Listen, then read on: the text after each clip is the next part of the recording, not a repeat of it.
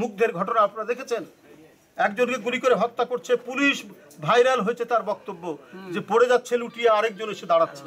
এই অসাধারণ আত্মদানের দেশ হচ্ছে বাংলাদেশ। এইটা শেখ হাসিনা এবং তার যে সমস্ত পেটুয়া লুটেরা বদমাইশ মানুষের বাড়িঘর দখলকারী 15-16 বছর ধরে তারা বুঝতে পারেনি বলেই এই ভয়ঙ্কর মৃত্যুর হত্যালীলা সে বাংলাদেশে চালিয়েছে। নারকীয় দমন চালিয়েছে পতিত স্বৈরাচার। সেই দমনে গুলিতে নিহত হয়েছেন দিনাজপুরেরই একজন সূর্য সন্তান। সে তার নিহত সেই পরিবারে তার বিধবা স্ত্রীকে আমরা দেখা করতে এসেছি এবং এখানে আপনারা জানেন একটি খুবই মানে মর্মান্তিক বলবো এবং খুবই কি বলবো যে আমাদের কাছে বিষয়টা একটু বেদনাদায়ক মনে হয়েছে। আপনাদের সামনে আমরা পরিবারের প্রতি সবার প্রতি আমরা সংহতি জানালাম। দল আমাদের স্থানীয় দিনাজপুরের নেতৃবৃন্দ, এখানে সভাপতি দুলাল ভাই, সাধারণ সম্পাদক কোচি, এরা রয়েছে, এরা সব সার্বক্ষণিকভাবে দেখবে। এরপরেও যদি আমাদের সাথে যোগাযোগ করে আরও কিছু করতে হয়, আমরা বিএনপি পরিবার সেটা করবে। বাদীরা মামলা করেছে, যে পুলিশ প্রকাশ্য গুলি করেছে। তা আমি আপনাদের বলি, এই যে পাশের রংপুর শহর, আবু সাইদকে গুলি করেছে কে? দেখেননি পুলিশ কিভাবে গিয়ে গুলি করছে প্রকাশ্যে? তাহলে তার বিরুদ্ধে মামলা করবে না? 1100-1200 মতো এই শিশু কিশোর বাচ্চারা নিজের জীবন দিয়েছে, আত্মদান করেছে, মা দাঁড়িয়ে আছে, বাবা দাঁড়িয়ে আছে, তার সামনে গুলি খেয়ে লুটিয়ে পড়ছে। তো যারা এর জন্য দায়ী, যারা প্রকাশ্য, আপনাদের মিডিয়ার কারণে তো এখন অনেক কিছুই বাসাতে বসে থেকেও অনেক কিছু দেখা যায়। তো মানুষ তো সব দেখছে, অবজার্ভ করছে। তারা কারা?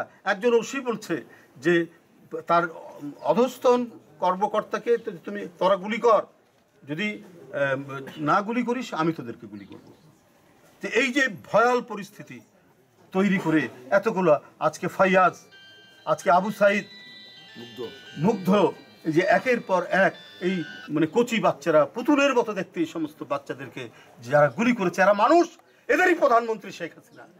সে তার এই রক্ত ঝরিয়ে, এই রক্ত সাগর বইয়ে সে প্রধানমন্ত্রী থাকতে চেয়েছে। এইটি গণমাধ্যমে প্রকাশিত হওয়ার পরে আমাদের দলের ভারপ্রাপ্ত চেয়ারম্যান, দেশনায়ক, এই গণজাগরণের যিনি অন্যতম তুর্যবাদক, ভারপ্রাপ্ত চেয়ারম্যান তারেক রহমান সাহেব এই ঘটনাটি দেখে তিনি পাঠিয়েছেন। একটি সংগঠন আছে বিএনপির পক্ষ থেকে, একটি সংগঠন আছে আমরা বিএনপি পরিবার, তার আহ্বায়ক হচ্ছেন আমাদের আতিকুল ইসলাম। আমরা সবাই দেখতে এসেছি সেই বিষয়টা। এটি ওনাকে প্রচণ্ডভাবে নাড়া দিয়েছে এবং তিনি আমাদের এই সংগঠনটিকে বলেছেন, আতিকুর রহমান রুম্মানের নেতৃত্বে, তোমরা গিয়ে এটা একটু দেখে আসো এবং আমার সহানুভূতি, আমার সহমর্মিতা জানিয়ে আসো। আপনারা জানেন যে এই যে ভয়ঙ্কর দানবের পতন, এর মধ্যে দিয়ে আজকে সারা দেশে কত শিশু কিশোর তরুণরা যেমন নিজেদের জীবন দিয়েছেন, তেমনি অনেকে পঙ্গুত্ব বরণ করেছেন, অনেকে অন্ধ হয়ে গেছেন, অনেকের হাত চলে গেছে।